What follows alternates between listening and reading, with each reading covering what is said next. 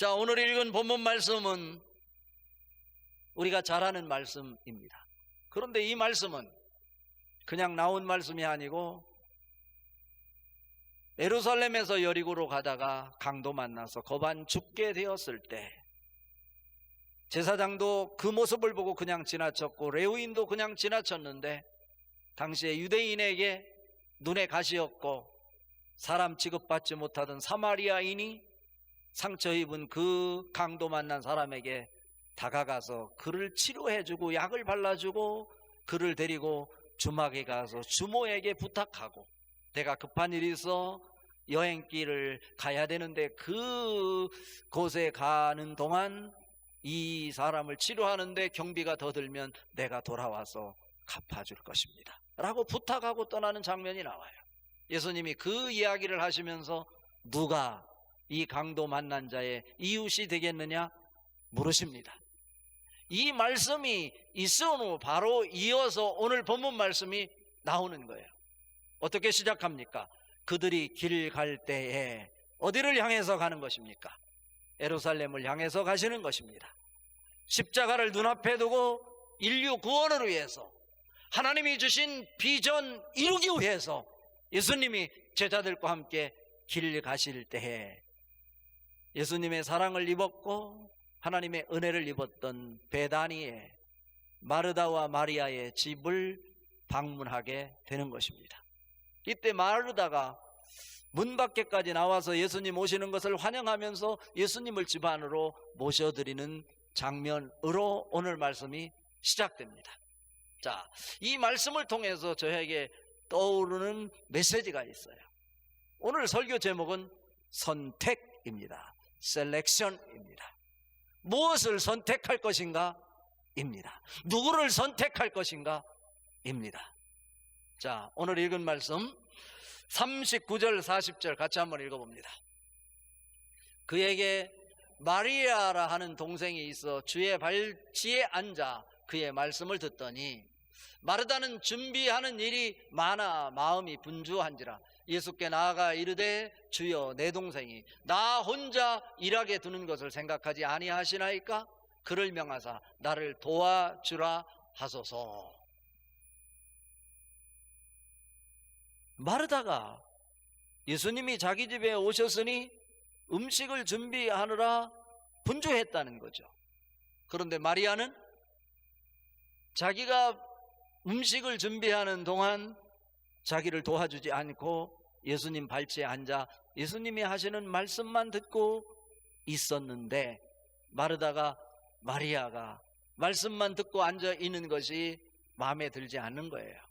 그래서 예수님에게 마리아가 이 일을 도와주지 않고 저렇게 앉아 있는 것 꾸중하시고 나를 좀 도와주라고 말씀해 주십시오 라고 마르다가 예수님에게 부탁하는 거예요. 그런데 오늘 이 말씀 속에 무슨 얘기가 있냐면 40절에 마르다는 준비하는 일이 많아 마음이 분주한지라 라고 나와 있어요. 헬라어 원어 성경에 보면 페리스파오라고 나와 있어요. 여기서 페리라고 하는 것은 전치사인데 뭐냐면 주변 혹은 둘레라고 하는 전치사 플러스 스파오는 끌어당기다 라는 뜻이에요.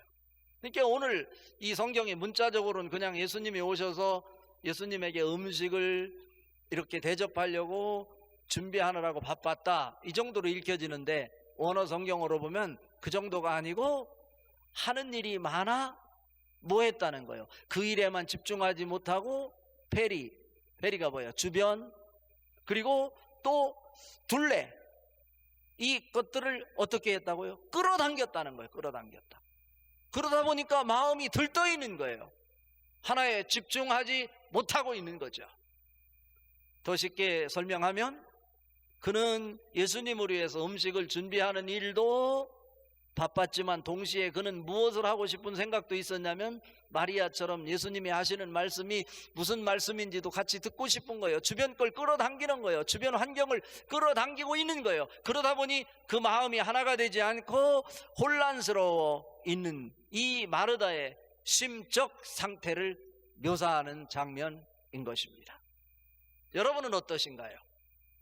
우리가 세상을 살아가며 선택의 연속이 이어질 것인데 무슨 일을 하든 그 일이 분주할 때 이것도 끌어당기고 저것도 끌어당기고 그것도 끌어당기려고 할 때 우리의 마음이 하나가 되지 않으면 힘을 발휘하지 못하는 거예요. 이것도 아니고 저것도 아니고 그저 분주할 뿐이다. 페리스 파워예요. 저는 이 말씀을 묵상하면서 떠오른 두 사람이 있어요. 구약 성경에 대변되는 사람, 이름도 비슷한데요, 롯과 룻이에요. 그 자들이 어떤 자입니까? 롯은 아브라함의 조카였어요. 갈대 우르에서 아버지가 일찍 돌아가시고 삼촌이었던 아브라함이 롯을 돌봐주고 있었어요. 아브라함이 하나님의 음성을 듣고 조카 롯을 갈대 우르에서 가나안 땅으로 데리고 온 조카였어요. 우리가 잘 아는 대로 가나안 땅에 와서 그들은 많은 양들을 가지고 있었고, 그런데 종들이, 양들이 더 많아 제한된 공간에서 함께 살기에 불편했어요.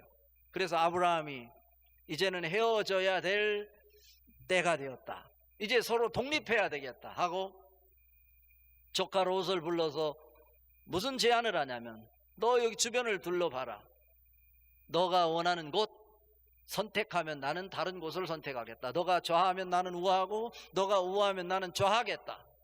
이렇게 제안을 했더니 롯이 어디를 바라봤냐면 요단 동편을 바라보니 성경에서 기록하기를 창세기 13장 10절에 그곳이 여호와의 동산 같고 애굽 같았더라, 이렇게 표현하고 있어요.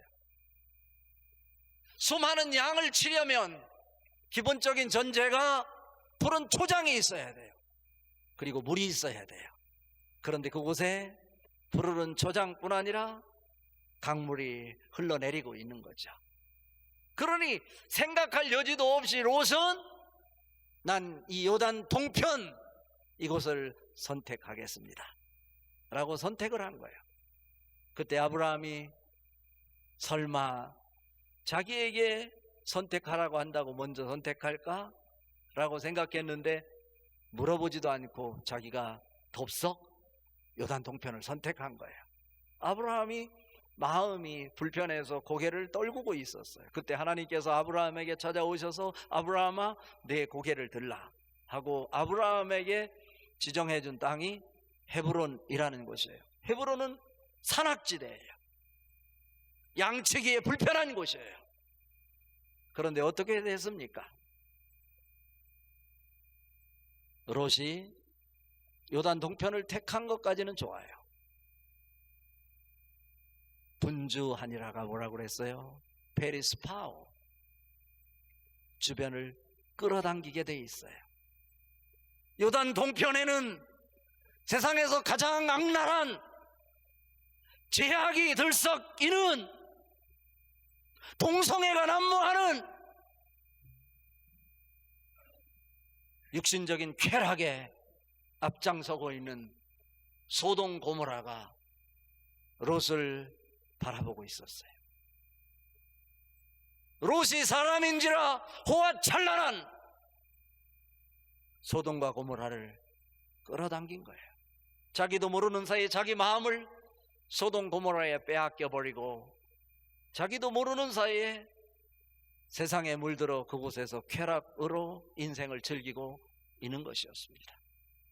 하나님께서 그 모습을 더 이상 볼 수 없어 아브라함에게 말합니다. 내가 하려는 일을 너에게까지 내가 숨기겠느냐? 내가 소돔과 고모라 성을 멸하리라. 그때 아브라함이 중복 기도를 하기 위해 나서죠. 의인이 50이 이곳에 있으면, 의인이 30이 20이 있으면, 의인이 10명이 있으면 하나님의 계획하신 것을 보류하시죠. 하나님이 그렇게 하시겠다고 그래요.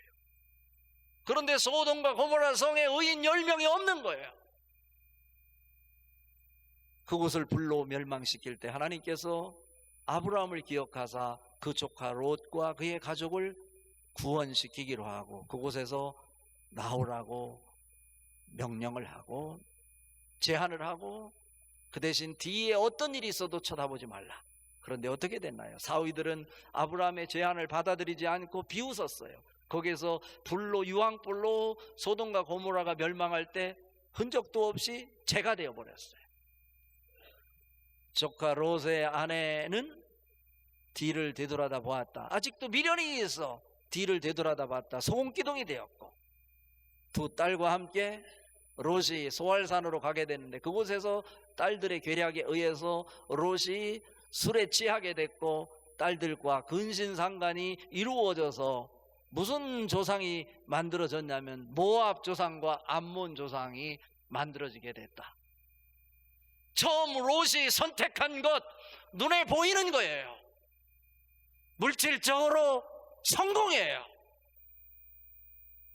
그러나 그 결과가 어떻습니까? 비참한 인생의 모습으로 전락하는 것을 우리는 볼 수 있어요. 아브라함은 섭섭함이 있었지만 눈에 보이는 것이 아니라 하나님이 직접 지시해준 헤브론은 히브리어로 동맹, 소통이라는 의미가 있어요. 사람이 살기에 불편할지 모르지만 그곳에는 하나님이 계시고 하나님과 소통함이 있고 하나님과 동맹이 있어서 나 혼자 사는 것이 아니라 하나님과 더불어 연합한 삶을 살아가게 될 때 그 결과가 어떻게 됐나요? 아브라함 시대부터 지금 4천년이 지난 이 시대에 전 세계에 흩어져 있는 기독교인들이 하나님의 숨결을 찾아 성지순례를 가는데 그 중에 첫 번째가 예루살렘이요, 두 번째가 헤브론이에요. 성지의 쌍벽을 이루는 예루살렘과 헤브론의 이 축복의 땅으로 하나님께서 바꿔 주셨다라고 하는 거예요. 다시 말하면 아브라함은 영적인 선택을 했고 롯은 물질적인 선택을 한 것입니다. 영적인 선택인가 물질적인 선택인가 그 결과는 뻔한 것이죠. 이름이 롯과 비슷한 룻 한번 봅시다.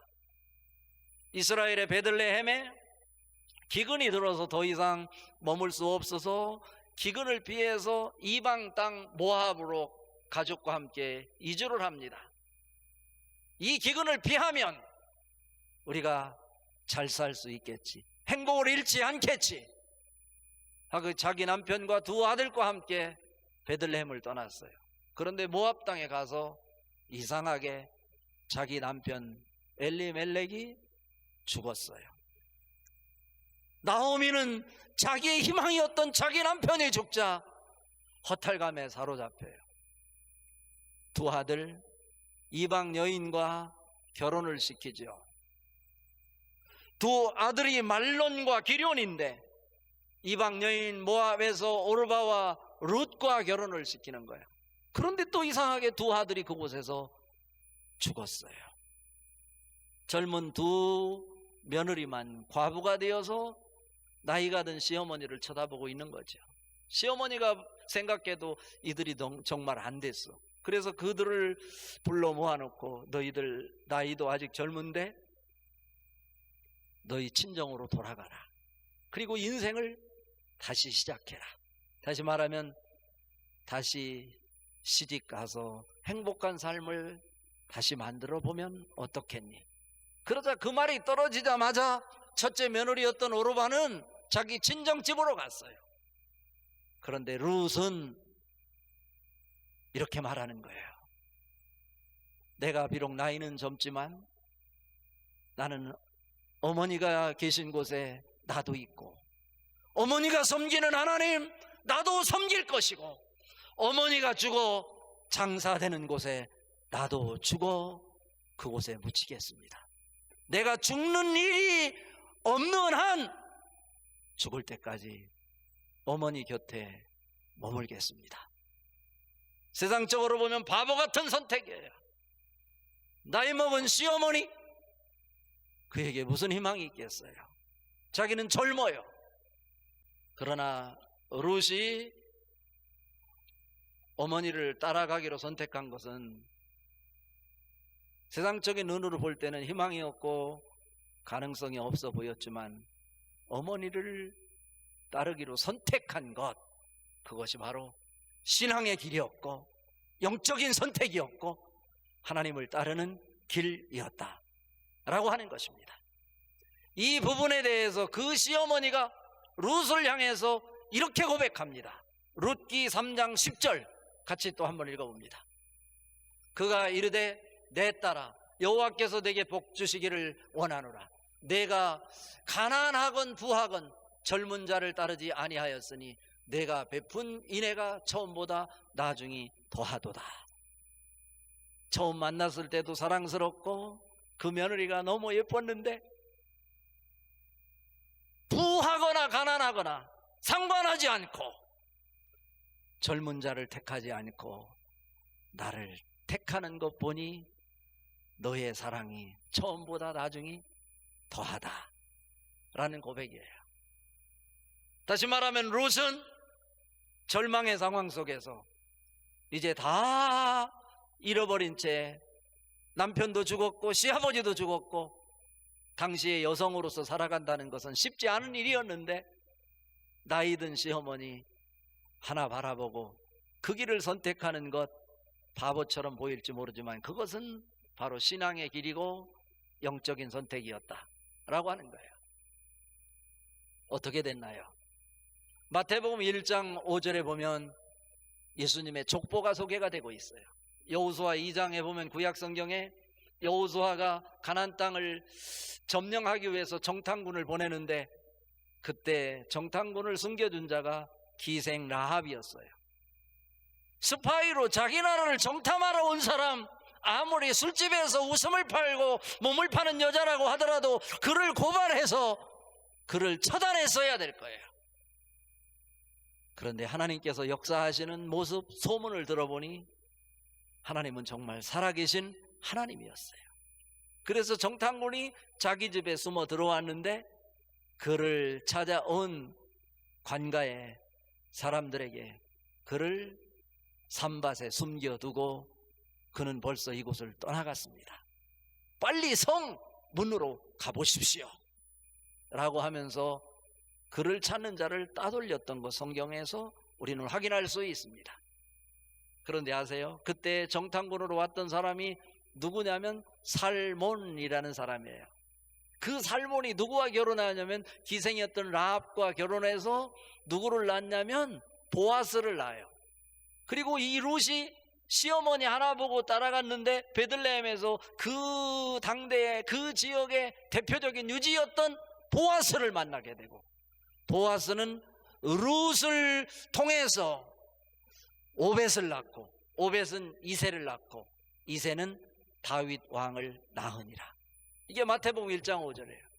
결국 그는 세상적으로는 실패의 선택, 잘못된 선택한 것 같았지만 그것이 신앙적인 선택이었고 영적인 선택했을 때 하나님께서는 그를 외면하지 않고 그로 하여금 길이요 진리요 생명이신 예수님의 조상이 되게 만들었다. 그리고 예수님의 족보에 등장시켜서 세계 온 인류로 하여금 룻이 예수님의 조상이다 라고 하는 것을 알려주고 있는 것입니다.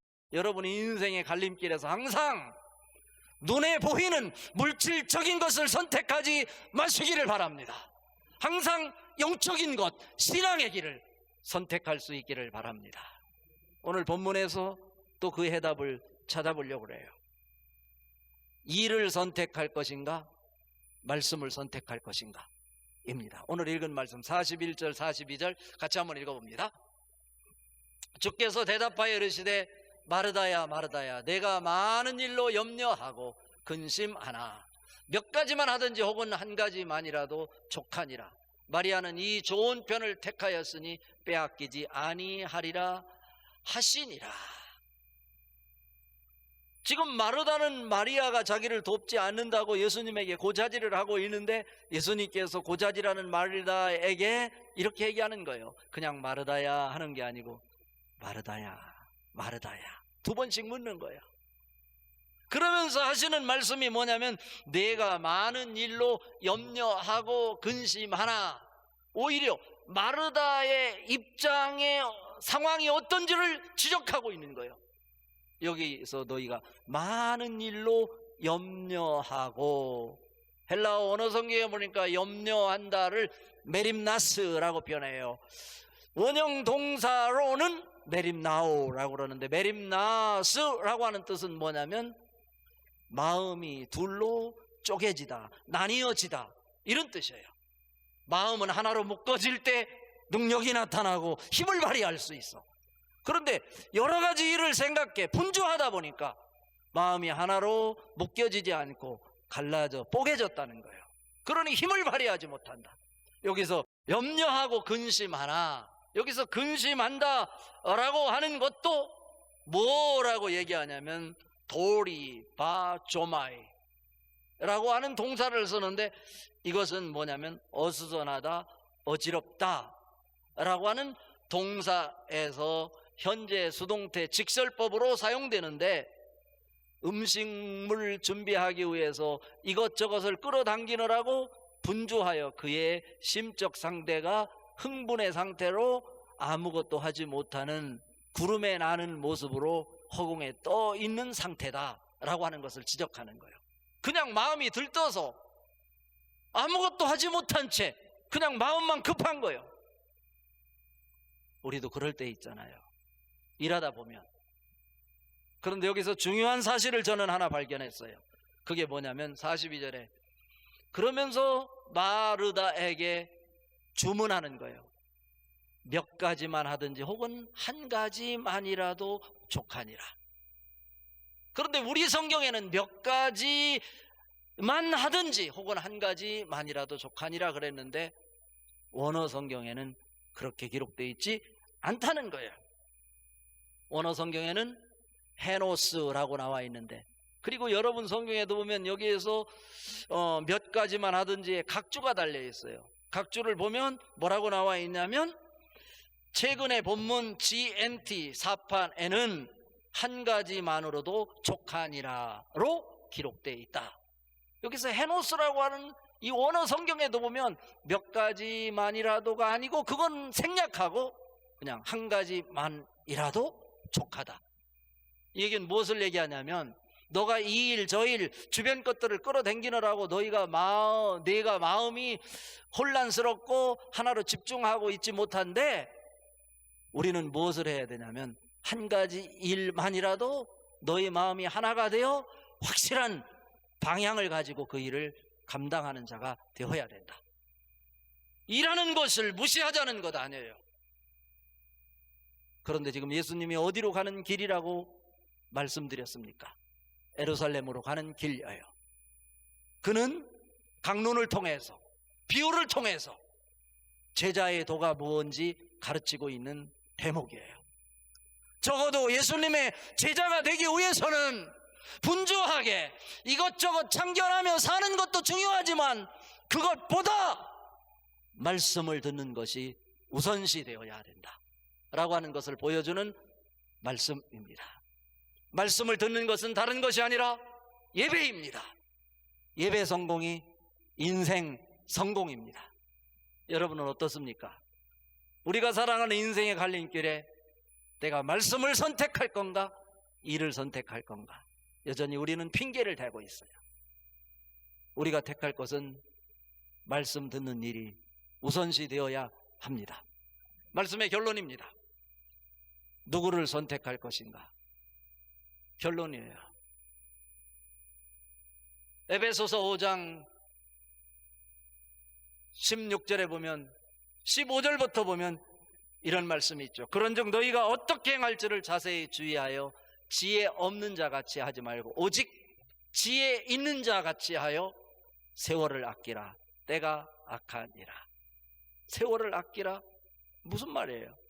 NIV 영어 성경에 보면 뭐라고 표현하고 있냐면 making the most of every opportunity 라고 나와요. 이것은 뭐냐면 너의 기회를, 모든 기회를 최대한 활용하여 무엇을 선택할 때 하나님의 기쁨이 될 수 있도록 그 사명을 놓치지 말고 사명을 너의 것으로 붙잡아라, 이런 뜻이에요. 왜냐하면 because the days are evil, 세상이 악하기 때문에 그렇다. 여러분 올바른 선택을 통해서 여러분 권리를 포기하지 말고 하나님을 두려워하는 사람 여러분이 꼭 선택해 주시기를 바랍니다. 하나님의 은혜가 오늘 또 여러분에게 충만하기를 주님의 이름으로 축복합니다.